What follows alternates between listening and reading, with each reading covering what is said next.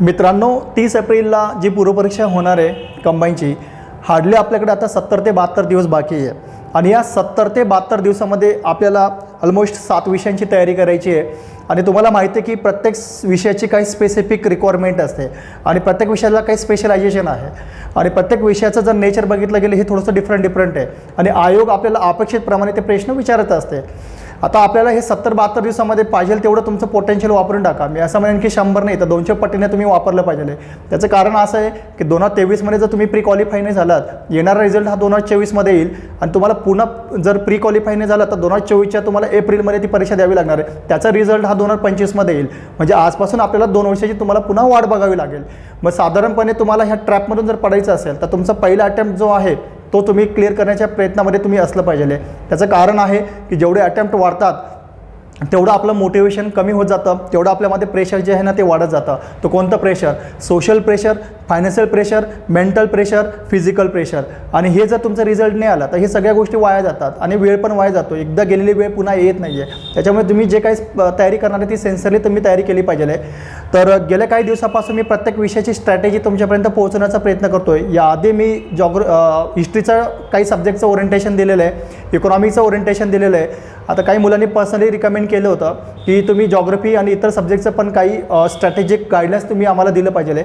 म्हणून त्या पद्धतीने आपण आता आज जॉग्रफीवर डिस्कस करणार आहे. जॉग्रफीचे इम्पॉर्टंट 3 टॉपिक्स. खरं तर तुम्हाला वाटेल की हे 3 टॉपिक्स आणि 3 दिवसामध्ये पॉसिबल आहे का? तर मित्रांनो, खरंच पॉसिबल आहे. त्याचं कारण आहे की तुम्हाला जे टॉपिक्स आहेत ते टॉपिक्स सिलेक्टिव्ह टॉपिक्स कोणते आहेत ते तुम्हाला पहिले कळलं पाहिजे. जो कोर एरिया जॉग्रफीचा आहे ना त्याच्यावरच हार्डली 90% क्वेश्चन्स फोकस करत असतं. तुम्हाला माहिती आहे की जॉग्रफीचं जर बघितलं गेलं तर त्याचं इम्पॉर्टन्स साधारणपणे स्टॅटिक पोर्शनवर जास्त क्वेश्चन्स विचारले जातात. हार्डली एखादा किंवा दुसरा प्रश्न तो करंट अफेअर बेस असतो आणि 2022मध्ये फक्त 2 प्रश्न हे करंट अफेअर बेस विचारले गेलेले आहेत. आता मी असं का म्हणत असतो की जॉग्रफी हे तुम्ही प्रिडिक्ट करू शकता 3 दिवसामध्ये आणि तीन टॉपिक्स कव्हर करू शकतात.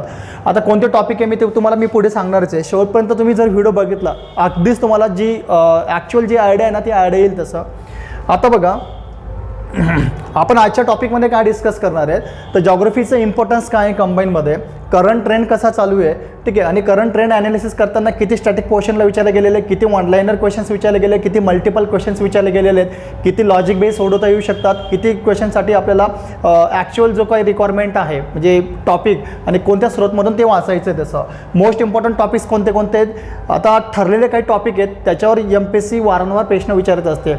आलं लक्षात? रिपीटेड थीम्स आहेत, रिपीटेड टॉपिक आहेत, फक्त रँडमली क्वेश्चन्स विचारत असते.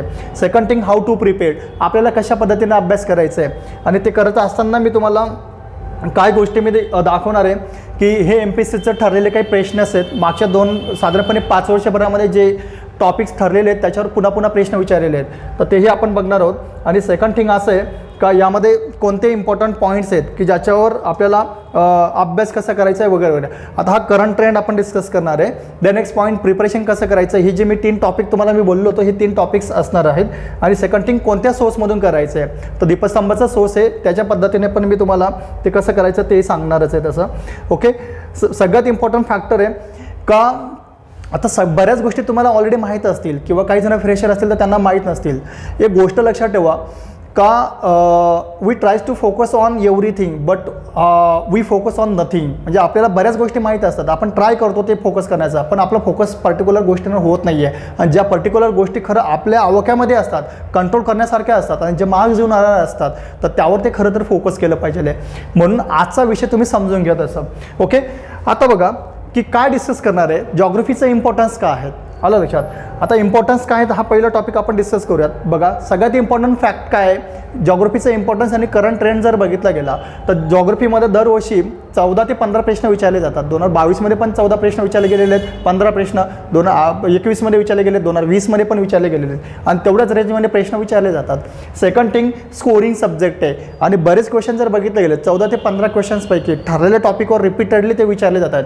रिपीट क्वेश्चन नाही होत, क्वेश्चन रँडमली येतात पण टॉपिक हे रिपीट होत आहेत. ते कोणते टॉपिक आहे तुम्हाला ते समजेनच पुढे. सेकंड थिंग, कन्सेप्च्युअल पॉईंट आपले कमी आहेत, मॅप बेस काही क्वेश्चन्स असतात फक्त रिकॉल करावे लागतात कारण फॅक्ट्स बेस खूप क्वेश्चन्स विचारलेले असणार आहे. सेकंड थिंग, जॉग्रफीचं जर नेचर बघितलं गेलं तर 90% स्टॅटिक क्वेश्चनवर आहे. हार्डली एखादा प्रश्न जर बघितला गेला तो करंट अफेअरवर येऊ शकतो, एक किंवा दोन. 2022मध्ये 2च क्वेश्चन्स हे करंट अफेअर बेस होते. एक पर्यटनाचा क्वेश्चन्स होता आणि एक सेकंड थिंग असं आहे की साधारणपणे पर्यटनाचा हिस्सा किती आहे ते एक होता. आणि अजून एक क्वेश्चन्स होता की जो शेतीच्या क्षेत्रामध्ये किती दिला गेलेला आहे ते एक होता. सिंगल सोर्स इनअप आहे. फार तर फार तुम्ही मॅपिंगसाठी एक ॲटलस वाचायचं आहे आणि दीपस्तंभचं एक बुक चांगलं आहे, त्या पद्धतीने ते मी त्याचं इम्पॉर्टन्स कसं ते कसं वाचायचं तेही मी तुम्हाला सांगणार आहे तसं. ओके, हे झालं इम्पॉर्टन्स. सेकंड पॉईंट, आपल्याला प्रिपरेशन कसं करायचं आहे. तर प्रिपरेशन करत असताना हे टॉपिक मी सिलेक्ट केलेले आहेत. ते टॉपिक 3च आहेत. त्या टॉपिकवर तुम्ही फक्त रिपीटेड फॉर्ममध्ये तुम्ही ते वाचायचं आणि समजून घ्यायचं आहे. आता त्यासाठीचं बघा, प्राकृतिक महाराष्ट्र, आर्थिक महाराष्ट्र, ठीक आहे, मानवी आणि सामाजिक महाराष्ट्र आणि इतर इम्पॉर्टंट टॉपिक आहेत. आता हे 3 टॉपिकपैकीसुद्धा, आता याचा तर रेअरली क्वेश्चन्स विचारला जातो, या 3 टॉपिकपैकीसुद्धा महाराष्ट्राचा प्राकृतिक आणि महाराष्ट्राचा आर्थिक हा खूप इम्पॉर्टंट टॉपिक आहे मित्रांनो. 14 पैकी 2-3 प्रश्न हे भारताच्या याच्यावर असतात पण ह्याच टॉपिकशी संबंधित असतात. आलं लक्षात. तर 2022मध्ये जर बघितलं गेलं तर साधारणपणे 7 ते 8 क्वेश्चन्स हे इकॉनॉमिक्सवर विचारले गेलेले आहेत. आलं लक्षात. म्हणजे महाराष्ट्राचा आर्थिक भूगोल आणि 3 ते 4 क्वेश्चन्स हे महाराष्ट्राच्या प्राकृतिक भूगोलावर विचारले गेलेले आहेत. आणि प्राकृतिक भूगोलाचाच भारताचा भाग हा 1 किंवा 2, पण ते लॉजिक बेस आहेत, ते सुटून जातात तसं. ओके, वन लायनर टाईपमध्ये क्वेश्चन्स विचारले जातात बऱ्यापैकी. थोडंसं फॅक्च्युअल डेटा जास्त आहेत, ते थोडंसं तुम्हाला मगअप करावे लागणार आहेत. आता पॉईंट बघा, आपण 3 पॉईंट बघितलेले आहेत. आता क्वेश्चन समजून घ्या, काय क्वेश्चन्स विचारले गेलेले आहे. MPSCने काय प्रश्न जे ना ते विचारलेले आहेत तसं. ओके, बघा, संयुक्त पूर्व परीक्षा 30 एप्रिलला होणार आहे आणि सगळ्यात आधी आपल्याला PYQ समजून घेणं गरजेचं आहे. मागचे प्रश्न समजून घेणं गरजेचं आहे. एक गोष्ट लक्षात ठेवा, पूर्वीच्या काळामध्ये ना जे सेलर असायचे, म्हणजे जे काही जहाजने जायचे ना समुद्राच्या मार्गे, तर ते एक पोलस्टार जो आकाशात असायचा ना त्याच्यातनं त्यांच्या डायरेक्शनप्रमाणे ते नॉर्थ साईडला कसं जायचं ना हे डायरेक्शन मिळायचं. सेम तसंच आहे, आपल्याला एक्झामच्या दृष्टिकोनातून PYQ आपल्यासाठी एक डायरेक्शन देणार आहे आणि त्या डायरेक्शनप्रमाणे आपण तयारी करायची आहे. तर काय डायरेक्शन आहेत, कोणती टॉपिक्स असे की ज्यावेळेला ते रिपीटेडली ते टॉपिक्सवर पण क्वेश्चन्स मात्र अँगल चेंज झाले गेलेले आहेत. आता बघा की प्रश्नांचं स्वरूप आपण समजून घेणार आहेत. यामध्ये आयोगाने जो प्रश्न विचारलेले आहेत ते बघा. साधारणपणे जर बघितलं गेलं टॉपिक वाईज अनालिसिस मी केलेलं आहे या ठिकाणी 2018 ते 2022पर्यंतचं हे 5 वर्षाच्या प्रश्नपत्रकांचं अनालिसिस केलेलं आहे आणि सब्जेक्ट जॉग्रफीचं आहे. ठीक आहे, रिपीटेड थीम्स असणार आहे, टॉपिक्स पण काही रिपीटेडचे, फक्त क्वेश्चन्स नेचर चेंज झालं गेलेलं आहे. आता पहिला टॉपिक बघा, प्राकृतिक महाराष्ट्र हा पहिला टॉपिक आहे. आलं लक्षात. प्राकृतिक महाराष्ट्रावर साधारणपणे एवढे प्रश्न विचारले गेलेले आहेत. पर्वत, डोंगर, टेकड्या, घाट, पठार आणि खाड्या. आलं लक्षात. या टॉपिक्सवर प्रश्न विचारले गेलेले आहेत. आता पहिला प्रश्न बघा, पर्वत किंवा डोंगर आणि उत्तर दक्षिण त्यांचा क्रम लावा, असा 2022चा प्रश्न आहे. तसा 2022चा प्रश्न आहे. ओके, ठीक आहे, हा प्रश्न समजून घ्या. देन नेक्स्ट पॉईंट, पुढचा प्रश्न जो विचारला गेलेला तो बघा, हवामानावर परिणाम करणारा प्राकृतिक घटक कोणता. आणि ऑप्शन दिलेलं होतं सह्याद्री पर्वत असेल, कोकण किनारपट्टी वगैरे असेल. हा 2022चा एक प्रश्न आहे. मावळच्या संदर्भामध्ये विचारलेलं होतं. पहिलं स्टेटमेंट होतं तो पर्जन्य छायेचा भाग आहे. ठीक आहे, कर्कशी घाटच्या बाबतीमध्ये विचारलेलं होतं, म्हणजे प्राकृतिक रचनेला सुद्धा 2022मध्ये तो एक प्रश्न विचारलेला होता. ओके, त्याच्यानंतर खाड्यांवर प्रश्न विचारलेला होता, कोकणातील खाड्या. ओके, त्याच्यानंतर दरकेसा टेकड्या, इथं दर राहिलेला आहे, दरकेसा टेकड्या कोणत्या जिल्ह्यामध्ये येतात आणि वन लाईनर टाईपमध्ये हा प्रश्न विचारला गेलेला आहे. नंतर घाट विचारलेला होता, दक्षिणोत्तर त्याची क्रम लावा असा प्रश्न होता. 2020चा प्रश्न आहे तो. पठाराची पूर्व पश्चिम लांबी किती आहे, 2019चा प्रश्न आहे, लक्षात घ्या. पठाराची पूर्व पश्चिम लांबी. त्याच्यानंतर परतरांगा विचारलेला होता आणि उत्तर दक्षिण क्रम विचारलेला आहे. बघा मित्रांनो, पठार आलं लक्षात आणि पर्वतरांगा, डोंगररांगा यांचा क्रम विचारलेला असतो. उत्तर, दक्षिण, पूर्व, पश्चिम 2022मध्ये सुद्धा क्रम विचारलेला आहे, त्याच्यामुळे तो लक्षात ठेवा. त्याच्यानंतर पर्जन्य छायेचा प्रदेश विचारलेला होता 2019मध्ये आणि छोटे छोटे जिल्हे दिलेले होते. त्याच्यानंतर जल विभाजक कोणता पर्वत आहे आणि त्यातला एक सह्याद्री ऑप्शनचा एक पर्वत होता. ओके, आणि आपल्याला माहिती आहे की सह्याद्री पर्वतातून म्हणजे पश्चिम घाटच्या तिथून बऱ्याच नद्या ज्या आहेत ना त्या उगम पावत असतात. पहिलं बघितलं आपण पर्वत, डोंगर, त्याच्यानंतर टेकड्या असतील, आलं लक्षात, पठार असेल. दुसरा पॉईंट आहे नदी. आता नदी या टॉपिकवर काय प्रश्न विचारलेला बघा. आणि ऑलमोस्ट आता जर बघितलं गेलं ना, गोदावरी नदीवर सर्वात जास्त प्रश्न विचारले गेलेले बघा. ओके, आता इथं पण विचारलेला होता. सेकंड थिंग जर बघितलं गेलं, गोदावरीचा भाग नाही आहे, कोणत्या नदी उपनदीचं खोरे हे गोदावरीचा भाग नाही आहे, हा प्रश्न म्हणजे गोदावरी नदीवर रिपीटेडली 2 वेळा प्रश्न विचारला गेलेला आहे.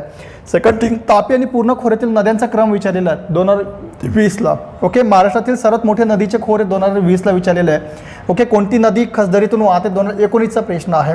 कोणत्या उपनदीचे खोरे गोदावरी नदीमध्ये नाही आहे. आता ही जी PDF आहे ना, सगळे क्वेश्चनची PDF मी टेलिग्रामच्या आपल्या चॅनलवर टाकणार आहे. आपलं टेलिग्रामचं चॅनल जे आहे ना, प्रबोधिनी, ठीक आहे. आणि हे प्रबोधिनी जे चॅनल आहे ना, त्याची लिंक डिस्क्रिप्शन बॉक्समध्ये दिलेली आहे. तुम्ही त्याच्यामध्ये गो थ्रू करा. आणि इवन अजून असं आहे की मी नवीन जो काय आजपासून जो प्लॅन केलेला आहे, दर दिवशी 10 PYQs विथ त्याचं एक्सप्लेनेशन्स, त्याच्या नोट्स, शॉर्ट की नोट्स वगैरे देणार आहेत.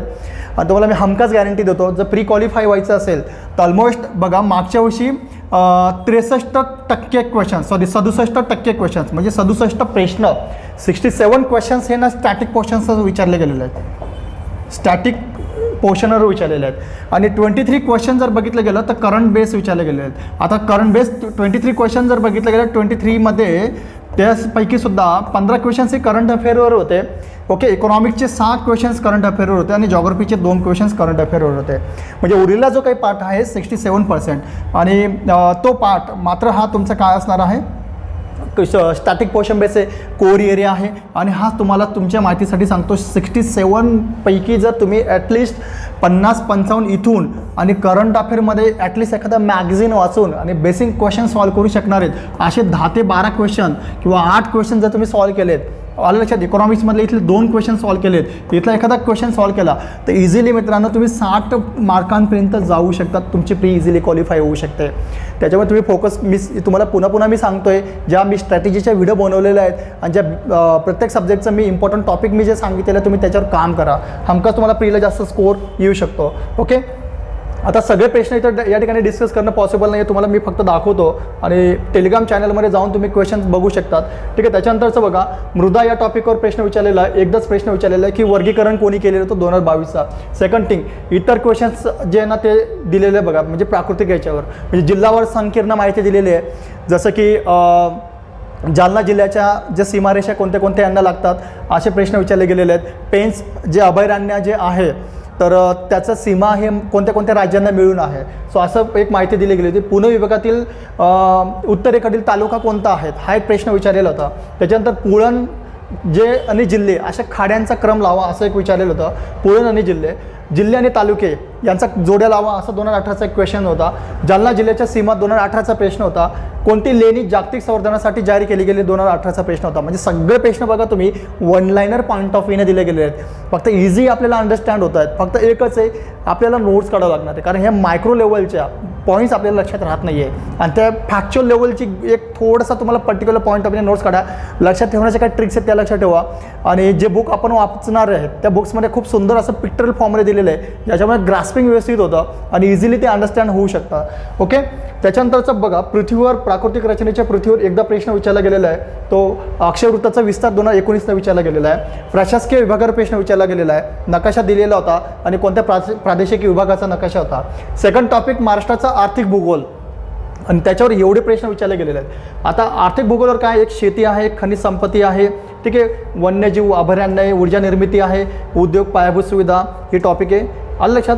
आणि तिसरा शेवटचा जो टॉपिक आहे ना, महाराष्ट्राचा मानवी आणि सामाजिक भूगोल.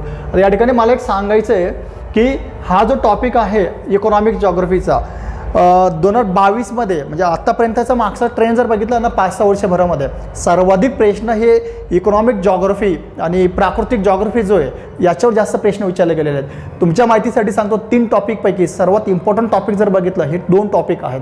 हे 14पैकी तुम्ही 7 ते 8 मार्क्स इझिली मिळू शकतात. हे 2 टॉपिकवर जास्त हायलाईट करा. ओके, आता बघा, महाराष्ट्राचा जो आर्थिक भूगोल आहे त्याच्यावर काय प्रश्न विचारला गेलेला आहे. शेती ह्या टॉपिकवर विचारला गेलं होतं, त्याचं उत्सव टॉपिक. सुवर्णतंतू कशाला म्हटलं जातं, वन लाईनर इझी क्वेश्चन होता. शेतीच्या व्यापारीकरणाच्या संदर्भामध्ये विचारलेला होता आणि कॉन्सेप्च्युअल बेस होता. ही टर्मिनॉलॉजी समजली पाहिजे. नील क्रांती धोरण कधी लॉन्च केलेलं आहे, वन लाईनर क्वेश्चन होता 2022मध्ये. शेतीच्या बाबतीमध्ये समस्या का आहेत, ठीक आहे. त्याच्यानंतर जलसिंचन प्रकल्प आणि जिल्हे हे जोडे लावामध्ये विचारलेलं होतं. हरित क्रांतीनंतर उत्पादन वाढ कोणत्या पिकाची झालेली आहे, 2020चा क्वेश्चन्स आहे. ओके. स्थलांतरित शेतीचे नाव व राज्य 2019चा क्वेश्चन आहे. कोणत्या राज्यात सर्वाधिक तलाव सिंचन आहेत, सोपा प्रश्न विचारला तर 2018चा क्वेश्चन आहेत. ओके. म्हणजे बघा शेतीवर हे क्वेश्चन्स विचारले गेलेले आहेत. आलं लक्षात. टॉपिक आहे शेती. इकडे आपण बघितलं होतं प्राकृतिक रचनेवर, पुन्हा इथं बघितलं होतं की मृदेवर क्वेश्चन्स विचारला गेलेला आहे, नदीवर रिपीटेडली क्वेश्चन्स विचारला गेलेला आहे, पर्वत, डोंगर, टेकड्या, घाट, पठार आणि खाड्या यांच्यावर रिपीटेडली क्वेश्चन्स विचारला गेलेला आहे. आता तुमच्या माहितीसाठी सांगतो, प्राकृतिक रचनेचा हे जो काही भाग आहे आणि नदी, हे लक्षात ठेवण्यासाठी बेस्ट वे जे बुकमध्ये मॅपिंग दिलेलं आहे ते मॅपिंग सगळ्यात बेस्ट आहे. आलं लक्षात. तर ते लक्षात ठेवा. सेकंड थिंग बघा, खनिज संपत्तीवर विचारलं गेलेलं आहे की लोह खनिजांचे साठे सर्वाधिक कुठे आढळतात, 2022चा प्रश्न आहे. खनिज साठे आणि धातू, जिल्हे आणि क्रम लावा. आलं लक्षात. म्हणजे जोड्या लावा 2019चा क्वेश्चन्स आहे. डोलोमाईटचे साठे कोणत्या जिल्ह्यामध्ये सर्वाधिक आढळतात, 2018चा प्रश्न आहे. मित्रांनो या ठिकाणी बघा, जे खनिज संपत्ती आहे ना त्याचा साठा सर्वाधिक कुठे आहे, आलं लक्षात, आणि ते कोणत्या याच्यामध्ये आढळतात हे पहिले लक्षात ठेवा, कारण हे दोनच पॉईंटवर प्रश्न रिपीटेडली विचारले जात आहेत. वन्यजीव आणि अभयारण्यावर पण एक प्रश्न तरी असतोच. आतापर्यंत 2 वेळा प्रश्न विचारला गेलेला आहे. पेंच व्याघ्र राखीव क्षेत्र म्हणून कोणत्या राज्यांना लागू आहे, हा सुद्धा प्राकृतिक रचनेचाच भाग आहे, पण आपण वन्यजीव सुद्धा अभयारण्याची इकडे कन्सिडर करू शकतो. प्राणी आणि ब्रीड यांचा जोड्या लावा विचारलेलं होतं 2019मध्ये. हा रँडम क्वेश्चन आहे, जमला तर जमून जातो, नाही जमला तर आपण थोडासा एखादा प्रश्न आहे बघा, 14पैकी 15पैकी एखादा प्रश्न किंवा 2 प्रश्न स्किप जरी झाले तरी चालेल. सगळेच्या सगळे येईल याची गॅरंटी नसते, पण ॲटलिस्ट आपण ॲक्युरेसी लेवल, अटेम्प्टेबिलिटी वाढली पाहिजे, तिथपर्यंत पोहोचलं पाहिजे. ओके.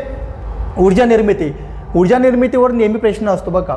आता इथं बघा 2020ला विचारलेलं आहे, 21ला विचारलेलं, 19ला विचारलेलं, 18ला विचारलेलं आहे. आणि जलसिंचन प्रकल्प, जिल्हे लावा, जोड्या लावा असा प्रश्न आहे. पुन्हा औष्णिक वीज केंद्र, जिल्हे, जोडे लावा. जलविद्युत प्रकल्प, जिल्हे, जोड्या लावा. पहिली अणुभट्टी कुठे होती. म्हणजे बघा जेवढे प्रकल्प दिलेले ना वीज निर्मितीचे, आता आपल्याकडे आपल्याला माहिती आहे पवन ऊर्जा वगैरे आहेत, किंवा आता अलीकडे ऊर्जा निर्मितीसाठी पण काही फोकस केलं गेलेलं आहे बजेटमध्ये. तर जोड्या लावामध्ये विचारलं जाऊ शकतं, हे लक्षात ठेवा. सेकंड थिंग, उद्योग आणि पायाभूत सुविधा. आता हे थोडंसं जिल्ह्यांची माहिती विचारली गेलेली आहेत. काय औरंगाबाद MIDCचे वैशिष्ट्य काय, जिल्ह्यांची ज्यावेळेला संकीर्ण माहिती कराल ना तर जिल्ह्याच्या महत्त्वाच्या गोष्टी कोणत्या आहेत, उद्योग आणि शेतीच्या संदर्भामध्ये असेल किंवा सीमा क्षेत्राच्या संदर्भामध्ये असेल, ही माहिती तुम्ही लक्षात ठेवायची आहे. ओके. औद्योगिक विभागाचं क्षेत्र विचारलेलं होतं. रेल्वे कोकणचं विचारलेलं होतं 2018मध्ये. आणि शेवटचा टॉपिक जो इम्पॉर्टंट आहे तो बघा, महाराष्ट्राचा मानवी आणि सामाजिक भूगोल. मित्रांनो सगळे प्रश्न लोकसंख्येवर आहेत बघा. टॉपिक आहे मानवी आणि सामाजिक भूगोल. सगळे क्वेश्चन्स हे लोकसंख्येवर दिलेले आहेत. ग्रामीण लोकसंख्या का कमी होते, ठीक आहे. 2022चा 1911 आणि 21मध्ये ऋणात्मक लोकसंख्या का होती, आणि हा लॉजिक बेस्ड प्रश्न सुटवू शकत होता. 2011ची जनगणना फार इम्पॉर्टंट आहे बघा. 3 ते 4 प्रश्न 2011च्या जनगणनेवर विचारले गेलेले आत्तापर्यंत. आणि घनतेनुसार पहिले जिल्हे कोणते आहेत, क्रम लावा, ठीक आहे. गडचिरोलीची घनता किती आहेत असा विचारला गेलेला आहे. 2001 ते 2011चे लिंग गुणोत्तरामधला फरक किती आहे. जनगणनेनुसार महाराष्ट्राची एकूण लोकसंख्या किती आहे. डायरेक्ट फॅक्च्युअल विचारता. अनुसूचित जमातीची सर्वाधिक लोकसंख्या कोणत्या राज्यामध्ये आहे, ठीक आहे. अनुसूचित जमाती कोणत्या जिल्ह्यामध्ये सर्वाधिक आहे. अनुसूचित जाती कोणत्या जिल्ह्यामध्ये सर्वाधिक आहे, 2018चा क्वेश्चन आहे. महाराष्ट्राचं नागरीकरणाची आकडेवारी दिलेली होती, मल्टिपल स्टेटमेंटमध्ये होतं. ओके. आणि नेक्स्ट क्वेश्चन आहे पर्यटनमध्ये आतापर्यंत 2 प्रश्न विचारले गेलेले आहेत. आणि एक होता महाराष्ट्राचा पहिला जिल्हा कोणता पर्यटनाचा आहे 2018चा, आणि दुसरे पर्यटन विकासासाठी महाराष्ट्रातील किती जिल्ह्यांसाठी निधी दिला गेलेला आहे, किती जिल्हे. आणि हा थोडासा करंट अफेअर बेस्ड क्वेश्चन होता, आलं लक्षात. आणि 2022चा म्हणजे बजेटच्या कंटेक्समध्ये हा क्वेश्चन्स विचारलेला होता. तुमच्या माहितीसाठी सांगतो, पर्यटन विकासासाठी 2023 आणि 24च्या अर्थसंकल्पामध्ये युनिटी मॉल ही कॉन्सेप्ट आलेली आहे, ती लक्षात ठेवा. त्याच्यावर विचारलं जाऊ शकतं की युनिटी मॉल काय आहे. साधारणपणे जे काही पर्यटक येतात आणि प्रत्येक राज्यातील जे काही इम्पॉर्टंट पर्यटन स्थळ जे आहे ना त्या ठिकाणी युनिटी मॉल उभा केला जाणार आहेत. आणि जे आपले हस्तउद्योग असतील, जॉग्राफिकल इंडिकेट्स करणारे जे काही व्यवसाय असतील ते वस्तू त्या ठिकाणी ठेवले जाणार आहे, जेणेकरून परदेशातील जे काही व्यक्ती येतील पर्यटन स्थळाला व्हिजिट करतील ते युनिटी मॉलमधून खरेदी करून घेऊन जातील आणि आपली संस्कृती बाहेर पोहोचेल, हा त्याचा मागचा उद्देश आहे. तसा हवामानावर 2च पॉईंटवर प्रश्न विचारले जातात, तो म्हणजे काय, पर्जन्यमान आणि मान्सून. एकदम बेसिक प्रश्न असतात तसं. ओके. कदाचित तुम्हाला प्रश्नांचं स्वरूप समजलं असेल. पुन्हा मी एकदा रिपीटेड करतो. तर 3 टॉपिक इम्पॉर्टंट आहे, लक्षात. त्यातला पहिला टॉपिक जो आहे तो प्राकृतिक महाराष्ट्राचा ओके. आणि हे टॉपिक लक्षात ठेवा. डोंगर, दर्या असेल, टेकड्या असेल, घाट, पठार, खाड्या, नदी एक टॉपिक आहे, मृदा एक टॉपिक आहे आणि इतर काही जिल्ह्यांची संकीर्ण माहिती आहे. सेकंड, पृथ्वीवर काही जास्त वेळ घालू नका त्याचं, आणि एखादा प्रश्न आला तर आला. प्रशासकीय विभागावर पण जास्त वेळ देऊ नका, एखादा प्रश्न त्याच्यावर येऊ शकतो आणि वरवर प्रश्न येतो तसा. ओके. इम्पॉर्टंट गोष्ट मला या ठिकाणी सांगायचं की आपल्याला सरफेस लेवल कळली पाहिजे, कोणत्या लेवलला रीडिंग करायचं ना तेवढं फक्त लक्षात ठेवा, जास्त डीपमध्ये जाण्याची गरज नाही आहे. ओके. शेतीवर प्रश्न रिपीटेडली विचारले गेले आहेत आणि बरेच प्रश्न जर बघितले गेले एकदम लॉजिक बेस आहे. जे तुम्ही आता हे सुद्धा ठरवून घ्या प्रश्नपत्रिकामध्ये कोणत्या गोष्टींना आपल्याला जास्त पुन्हा पुन्हा वाचायचं आहे. लोकसंख्या टॉपिक घ्या, पुन्हा पुन्हा वाचावं लागणार आहे. प्राकृतिक बघा, मॅपिंग पुन्हा पुन्हा करावं लागणार आहे. बाकी काही टॉपिक असे जसं शेती असेल, खनिज संपत्तीसुद्धा तुम्हाला रिपीट करावं लागेल. पण शेती टॉपिक एकदा जर वाचलं जास्त रिपीट करण्याची गरज नाही आहे, एकदा लॉजिक बेस्ड क्वेश्चन्स विचारले गेलेले तसं. ओके. अभयारण्यांचा सुद्धा काही गोष्टी तुम्हाला पुन्हा पुन्हा वाचावं लागणार आहे. ऊर्जा निर्मितीच्या बाबतीमध्ये एकदाच टॉपिक काढा आणि ते थोडंसं रिवाईज करा आणि काही टॉपिक ठरलेले टॉपिक जे आहेत ना त्याच्यावर नोट्स काढण्याचा प्रयत्न करा. कारण का हे जे ॲसेट आहे ना आणि हे स्मॉल पॉईंट्समध्ये ज्या काही नोट्स आहेत ना शेवटच्या क्षणामध्ये तुम्हाला रिव्हिजन करण्यासाठी सगळ्यात बेस्ट सोर्स असणार आहेत. कारण आपण जे काही जाड बुक आहे ना ते सगळं घेत नाही, कारण बुकमध्ये अननेसेसरी गोष्टी खूप दिलेल्या आहेत आणि त्या की सगळ्याच्या सगळ्या तुम्हाला वाचण्याची गरज तसं नाही आहे तसं. ओके. आणि तिसरा टॉपिक आहे मानवी आणि सामाजिक भूगोल. आता आपण नेक्स्ट पॉईंटवर डिस्कस करूया. कोणते टॉपिक्स आपण बघितले होते, 3 टॉपिक, आणि ते 3 टॉपिकवर तुम्हाला हायलाईट करायचं आहे. ओके. प्राकृतिक महाराष्ट्रामध्ये स्थान, प्रशासकीय विभागांची माहिती आपण बघितले, प्रश्न विचारला गेलेला आहे. पर्वत, पठार, घाट, टेकड्या, नदी, गोदावरी, तापी आणि कृष्णा हे लक्षात या. भीमा पण एक थोडी इम्पॉर्टंट आहे. मृदेवर प्रश्न विचारला गेलेला आहे. ओके. आता तुम्हाला माहिती आहे की इथं मॅपिंग जास्त करावं लागणार आहे प्राकृतिक रचनेवर. ठीक आहे. त्याच्यानंतर आर्थिक भूगोलवर काय विचारलं गेलेलं आहे, शेती, सिंचन, पिके. ठीक आहे. त्याच्यानंतर वन आणि प्राणी.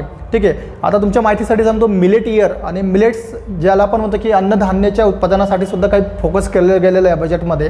ठीक आहे. वन्य आणि प्राणी. आता आपल्याला माहिती आहे की बघितलं आपण की जोड्या लावामध्ये असे प्रश्न विचारले गेलेले आहेत.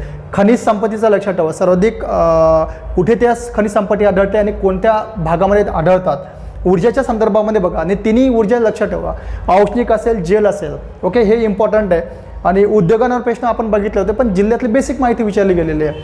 मानवी आणि सामाजिक भूगोल आपण बघितलं आहे की लोकसंख्येवर जास्त विचारले गेले, तीही 2011ची आकडेवारी इम्पॉर्टंट आहे.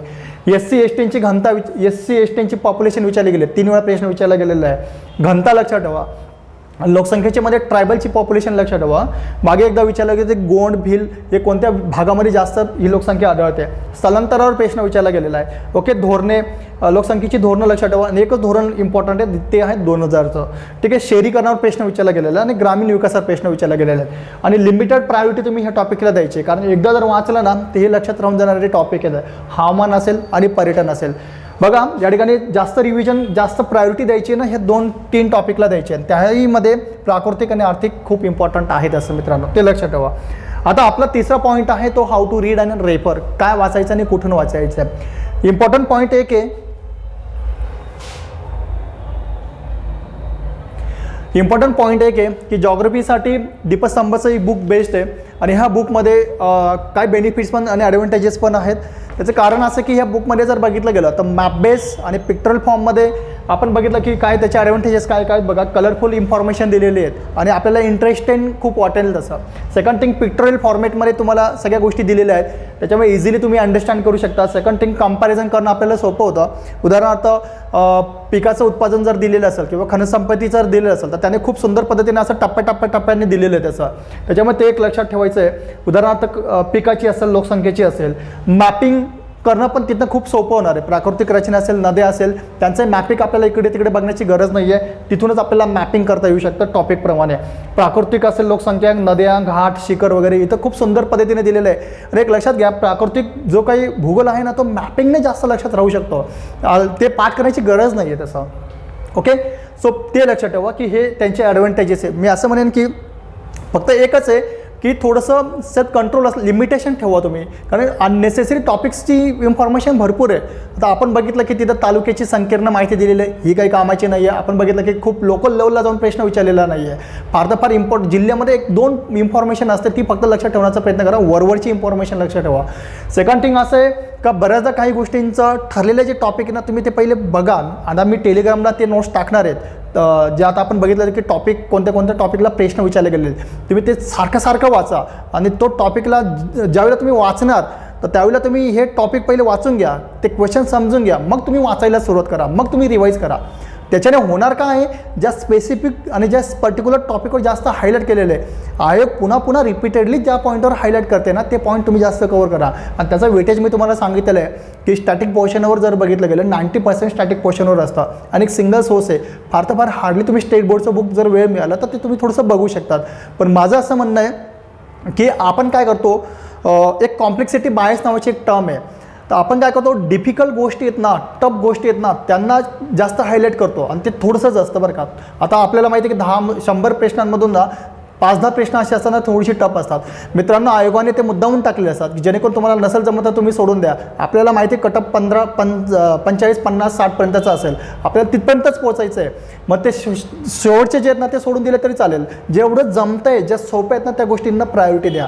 म्हणजे कॉम्प्लेक्सिटी बायस म्हणजे काय, टफ गोष्टींवर जज नका करू आणि त्यांना टफ म्हणून आपण ही एक्झामला टफ नका करून घेऊ, तर कॉम्प्लेक्सिटी नका वाढून घेऊ. ज्या सोप्या गोष्टी आहेत ना त्या सोप्या गोष्टी पहिले फोकस करा. रिजेक्शन एक्झाममधलं आणि सिलेक्शनमधलं जे काही रिजेक्शन आहे त्या टफ गोष्टीमुळे नाही होत, त्या सोप्या गोष्टीमुळे रिजेक्शन होतं आहे, लक्षात ठेवा. म्हणून माझं असं म्हणणं आहे, ज्या स्टॅटिक पोर्शन आहे, जो कोर पोर्शन आहे ना, त्याच्यावर जास्त ग्रीप पकडा. आणि एक मात्र लक्षात ठेवा की त्याच्यावर जर प्रश्न आले चुकता कामा नये, याची काळजी घ्या. ओके, धन्यवाद. पुढच्या वेळेला मी तुम्हाला नक्कीच वेगवेगळ्या सब्जेक्टची स्ट्रॅटेजी मी सांगणार आहे. फक्त एक की थोडंसं सेन्सरली फॉलो करा. मी त्याचा ॲडव्हान्टेज डिसॲडव्हान्टेज पण सांगितलेलं आहे की तुम्हाला प्रत्येक अटेम्प्ट जर तुमचा वाढत गेला ना, त्याच्या मागचं तुमचं लॉस भरपूर होणार आहे, डिसअपॉइंटमेंट वाटेल, ठीक आहे, तुम्हाला डिमोरल वाटेल, ठीक आहे. सेकंड थिंग, प्रेशर खूप वाढेल. आणि प्रेशर मी सांगितलं फायनान्शियल प्रेशर असेल, इमोशनल प्रेशर असेल, सोशल प्रेशर असेल. ओके, ह्या सगळ्या गोष्टी तुमच्या एफर्ट्स आणि टाईम ह्या वेस्ट होणार आहे. आणि ते जर तुम्हाला सेव्ह करायचं असेल तर तुम्ही पहिल्या किंवा दुसऱ्या अटेम्प्टमध्ये निघण्याचा प्रयत्न करा.